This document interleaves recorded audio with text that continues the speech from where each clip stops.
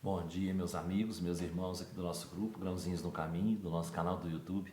Sejam todos bem-vindos mais uma vez ao nosso pequeno estudo, nossa leitura diária do Evangelho segundo o Espiritismo, do Livro dos Espíritos, nossos Grãozinhos no Caminho dessa terça-feira.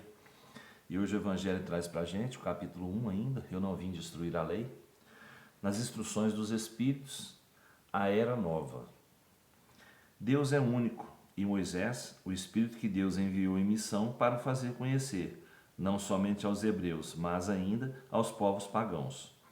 O povo hebreu foi o instrumento de que Deus se serviu para fazer sua revelação por Moisés e pelos profetas, e as vicissitudes desse povo eram destinadas a impressionar os olhos e fazer cair o véu que escondia a divindade dos homens.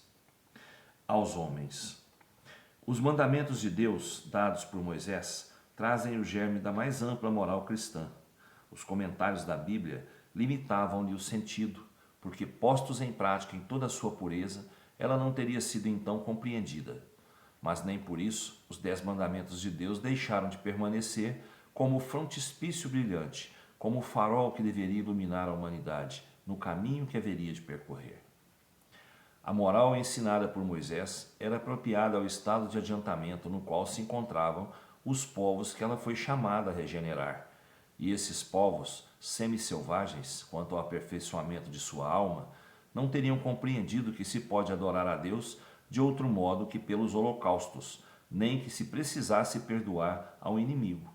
Sua inteligência, notável do ponto de vista da matéria e mesmo sobre o das artes e das ciências, era muito atrasada em moralidade, e não se teriam convertido sob o império de uma religião inteiramente espiritual.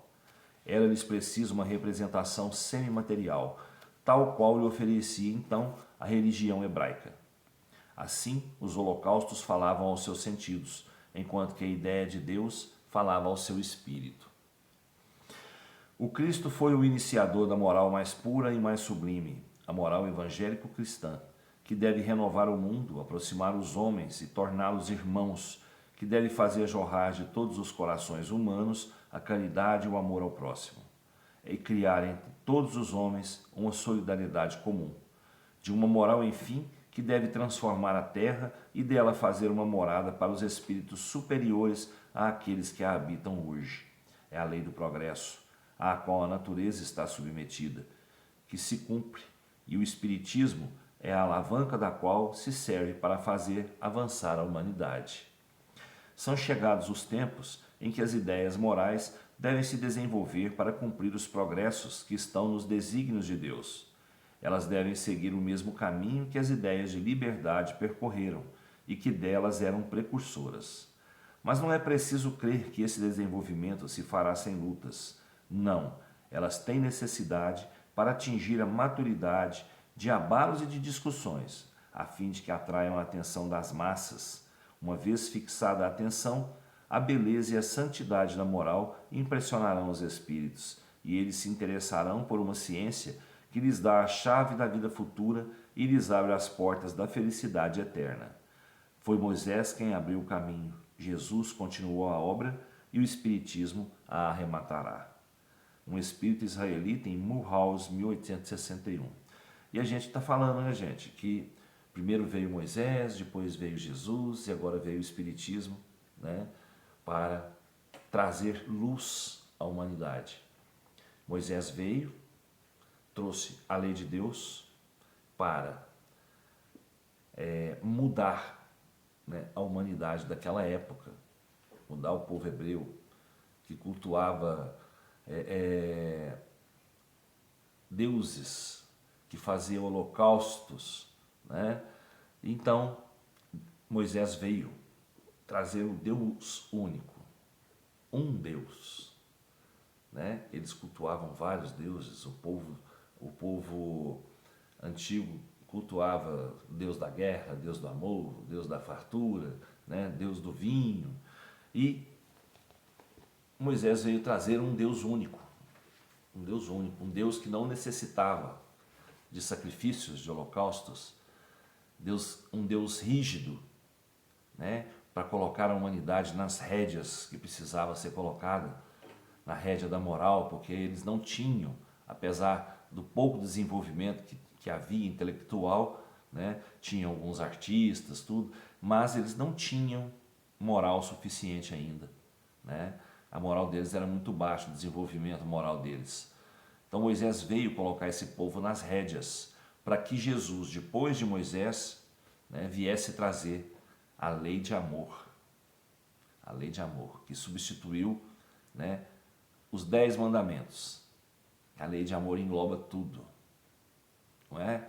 Então, substituiu, mas os 10 mandamentos continuaram, porque eles são base para tudo, né? Então, precisa ter sim esse regulamento dos 10 mandamentos, mas aplicando-se aí a lei de amor que o Cristo trouxe para a gente, tá? E o Espiritismo veio clarear as palavras de Jesus, né, para nós. Veio trazer à luz as palavras que ficavam veladas, né, sobre as alegorias e veladas sobre as parábolas. Então, o Espiritismo veio trazer luz para nós, né, veio arrematar a obra começada por Moisés. Depois Jesus, depois o Espiritismo, né? E agora cabe a nós nos melhorar, porque já sabemos, já temos conhecimento da verdade. Então cabe a nós divulgar esse conhecimento mais ainda, porque o mundo ainda precisa, né, abrir os olhos e o coração ao amor, ao próximo, né? Cabe a nós, como espíritas, como espiritualistas, divulgadores da palavra, né, levar a todos um pouquinho mais de luz, de esclarecimento sobre o amor, sobre a lei maior, amar ao próximo como a si mesmo. É isso aí. E vamos lá, vamos tentar fazer isso, né, gente? Vocês aí assistindo esse vídeo, compartilhando esse vídeo, né, trazendo mais gente para a luz. Vamos lá, nós também. O Livro dos Espíritos traz para a gente hoje ainda o capítulo 12, Perfeição Moral, a questão 902. É repreensível invejar a riqueza quando pelo desejo de fazer o bem? O sentimento é louvável, sem dúvida, quando é puro. Mas esse desejo é sempre bem desinteressado e não esconde nenhuma intenção oculta pessoal? A primeira pessoa a qual se deseja fazer o bem frequentemente não é assim mesmo. Gente, a gente deseja a riqueza, né? Eu quero ter dinheiro para mim poder fazer o bem. Tudo bem, o sentimento é louvável. Eu quero ter dinheiro para fazer o bem. Mas o primeiro beneficiado não vai ser eu mesmo, que vou receber a riqueza? E aí, essa riqueza vai fazer bem para mim também? Eu vou ficar a mesma pessoa com a riqueza na mão? Que eu deseje a fortuna para mim poder ajudar o próximo? É um sentimento louvável. Mas o que eu vou fazer com essa fortuna quando ela estiver nas minhas mãos? Eu vou mudar? Eu vou continuar com o mesmo desejo de essa fortuna seja um móvel da minha caridade? Né? A gente não precisa ter fortuna na mão para ajudar o próximo. Basta a gente ter vontade, basta a gente ter amor suficiente para poder ajudar, que a gente pode, tá bom? Que Jesus nos abençoe, nos dê uma ótima terça-feira, com muita paz, a luz, muito amor no coração e muita saúde. Vamos continuar orando por nossos doentes, gente. Tem muita gente doente precisando de oração, né? Vamos aqui no fim do Evangelho pegar a prece pelos doentes e vamos fazer todo dia. Vamos ajudar na maneira que a gente pode ajudar, tá certo? Que Jesus nos abençoe. Até amanhã, se Deus quiser, eu tenho certeza que Ele quer. Beijo no coração, pessoal.